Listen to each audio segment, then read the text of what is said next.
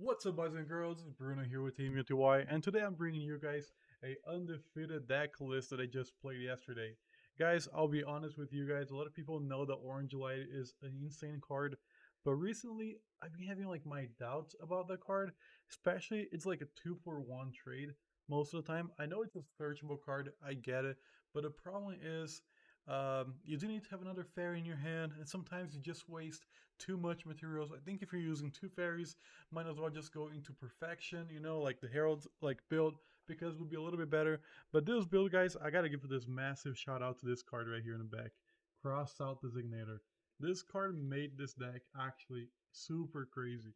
I know a lot of people don't like to play Drytron with hand traps, but this build is actually pretty good. Guys, check this replays out, okay? Drytron or a ritual monster. That's fine. So summons. I don't have a target to reveal. And then Benton effect resolution. To add, right? Yeah, if he is tributed, I can search for a light fairy from deck to the hand.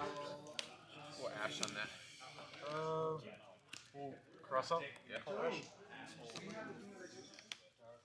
It's always those two.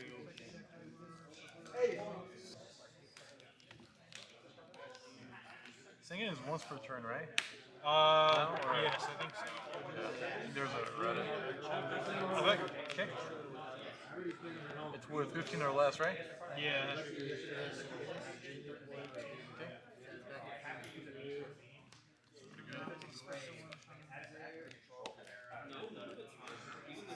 Draw. Dang.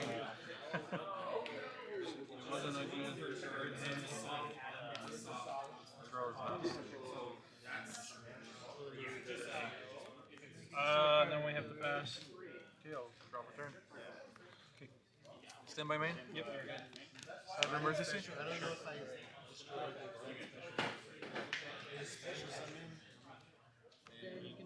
I'm gonna have Alpha to hand.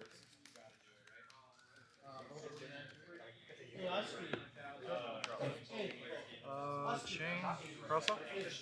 Call drone like bird. Yeah, you're good.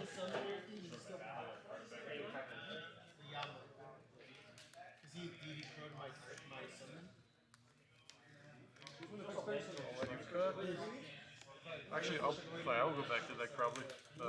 We can just go to game two, honestly. Okay. Yeah. So the reason why I decided to play this deck is because I know going second, like, it's really good because we have Natasha, but we don't have like a lot of interruptions and disruptions, so we just let our opponent play freely unless you have like Herald and another fairy. And it's like 2-for-1 trade sometimes, it's not enough to stop their combos. And their hand traps in this format, like Droll, it's super important.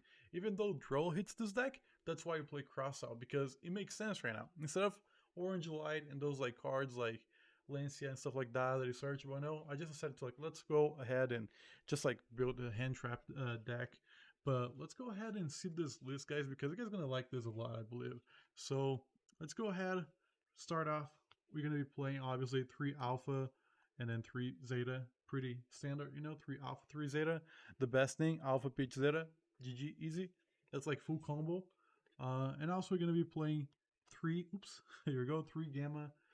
Gamma is just insane, and the reason why it's because searches like summons another one from the graveyard, and normally it's more than enough to just like start your full combo if you have another name in the graveyard. So this is definitely 3 off. Most people play 2 of this. I play 3 because it's just insane, and to have like a little bit more consistency with the names. I'm also going to be playing 2 Delta. Delta is actually insane. The draw sometimes comes up a lot, and with hand traps in the deck, it comes up even more often, and it just helps the deck even more. So it's insane. And then, like I said, we're gonna be playing the Vanities. Like people can't do it this card really easily. We can summon this before Nibiru, and that's why we don't need to play Nibiru in the deck to counter Nibiru, because we summon this before Nibiru. It's can be alive, right? So it's crazy. And also we play 1 Diviner for the another like search for life fairy. If we can't summon Vanities, we can go into Diviner and we can like pop or search, so whatever. Another thing as well here is Ben 10. Guys, Ben 10, gotta play 3 of it. With that many names, if you see Ben 10 in your hand as well, it's even more broken. They don't know if they want to negate the monster effect or if they want to negate Ben 10. It's just crazy. It's just crazy. And then a couple more ritual names, Draconids and Natasha, like I say. That's it for the the main like engine, I would say. Let's go ahead to the spells, and hand traps will be a little bit more in the back. So okay, so for spells, we're gonna be playing 3 Nova because this is like pretty special summon of any Drytron name, and then you can just go into like Linkaribo or Anima and just like start doing your combos like this. Brings a lot of disruption and extends your field. And then we also play 1 Fafnir and 1 Midion's Drytron.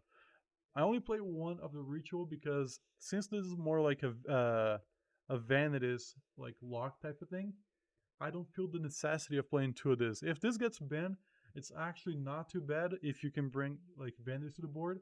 You can also go into access code really easily in this deck. So that's why I only play one of this, because I really don't want to see him in my opening hand, and I really want to search it out of Zeta. So that's the reason. And then 3 emergency, so we have more names, pretty crazy. And then we play 1 foolish burial because more names as well. So if they have names in the graveyard, it's not bad as well. So it's just really good. Okay, let's go to a couple like disruption cards. I decided to play Forbidden Droplet in this deck, even though Cashier is still in the format. This card is just broken, especially people are gonna be now building the what's the name of the card, King Calamity block, and this kind of counters that because they can't respond to it. So just go ahead, activate that. At least you can like protect yourself against those like weird locks, you know. But yeah, droplets is pretty good right now. And then a couple hand traps. I decided to play 3 Ash Blossom because it's the most important card right now in this format. I feel like one of the most important hand traps. And as well, being level 3 is kind of cool because if you can summon level 1 and level 3, like normal summon Ash Blossom, then you can go ahead and as well summon here the Arclight, a synchro level 4 from your extra deck, so you can have an Omnigate a little earlier in the board, which is kind of cool. Comes up sometimes, not gonna lie. It came up once last night, so when it comes up, it comes up. And then a couple more hand traps. We're gonna be playing through Drone Lockbird. I don't want to play this at 3 because sometimes it doesn't hit like all decks. Ash hits like pretty much everything, but Drone Lockbird doesn't really hit all decks, and it's good to have 2 because if you draw one of them, you don't have a target for the crossout designator if it's in your hand as well. So you gotta play at least 2 of that. And I also play 2 Imperm because it's crossout targets and it's a pretty good, doesn't trigger TTT, doesn't trigger Trust. It's just really good, yeah. And then the MVP of the deck, 3 crossout designators and 1 Call by the Grave to make this deck even more crazy consistent, right? Crossout came up a lot last night, and every time this came up, I won the game. And guys, the crazy thing is, last night, I did not win a single dice roll. I won second all games, and then I got first place undefeated. So let's go. I mean, I'm not sure if I got first place because there was like 2 people undefeated, but I got undefeated, so that was pretty cool. That was pretty cool. Okay, let's go into the extra deck. Let me get this over here. Here we go. So for Xyz, I'm gonna go ahead and play 2 Fafnirs. I wouldn't. Maybe I would play 3 of this, but 2 is like more than enough. If you're going to the third one, you probably have so many names in the graveyard. You're not gonna need to go into the extra deck to go into this, even though it is good, but you're not gonna need it. Okay. And then a couple more Xyz names. We play Fuko. This card won me a game against Purely because they thrown Lockbird me. I didn't have to cross out. I was able to still. No, it wasn't. No, it was Dark World, I think. Yeah. So against Dark World, I summoned this in defense. They were not able to kaiju this or do anything about it. So they tried to do like whatever to break through my board or build their board, but they couldn't get like too far. Fuko just saved me for like another round, and then I went into punch him like next round and just like build full combo after Fuko. And then if Fuko loses material and they have a monster in defense, I can just switch to attack the monster in defense, go ahead, down the magician, and then go into Zeus. And by the way, guys, yesterday I learned something crazy. Zeus, you can actually attach stuff from your extra deck as well, which I did not know. I thought it was only for the main deck, which means I can like. Oh, you guys gonna see soon, like stuff that I can add with Zeus. But let's keep going. Okay, people sometimes like, oh, you better play Anima. Anima is better. So I decided to play both. And Anima did come up quite a few like times yesterday. People forget about the link arrows, and people summon monsters like on the top of the extra monster zone, and I can just go like Nova, summon anima, and then if they they're forced to like do something, right? Because they didn't negate my card. Now I have like this disruption, and I have a monster in the graveyard that can activate its effect. Link Rebuild comes back if I have level 1 in the field, so it's pretty good. That's why I play both of them. Couple more links now. Links 2s. We're gonna play one IP Masquerena, one Dynamonda, one Herald of Mirage Light. This card is MVP as well. And Nightmare Unicorn for Link 2s, Link 3s, Nightmare Unicorn, Appaloosa Link 4, and Access Code Link 4 as well. I played this once last tournament. You don't really revive from the graveyard, but the bounce back comes up quite quite often. Especially if you summon Natasha, now you can like link Natasha away, bounce a monster back, and then Natasha banish Benton from the graveyard, take control of the monster, go into Unicorn, heal, obviously go into Unicorn, and then you can go into Access Code after that. Because you have like so many materials and names, like you're gonna be able to use it. Appaloosa came up once as well with 4 materials because I needed to beat over a 3k monster, I think. That was what I need to do, and 3200 was enough to do the deal. And then the last 2 cards are gonna be Antis and Herald the Arclight. I don't play Beatrice because I feel like I don't want to like trade Antis or like anything that I have in my extra deck right now for Beatrice. If I'm going to Beatrice to dump something to the graveyard, might as well just go into Fafnir. It does the same, you know. You don't really need to send like that many names to the graveyard, or you don't have like any strats like skip turn builds like into this deck. So yeah, that was cool.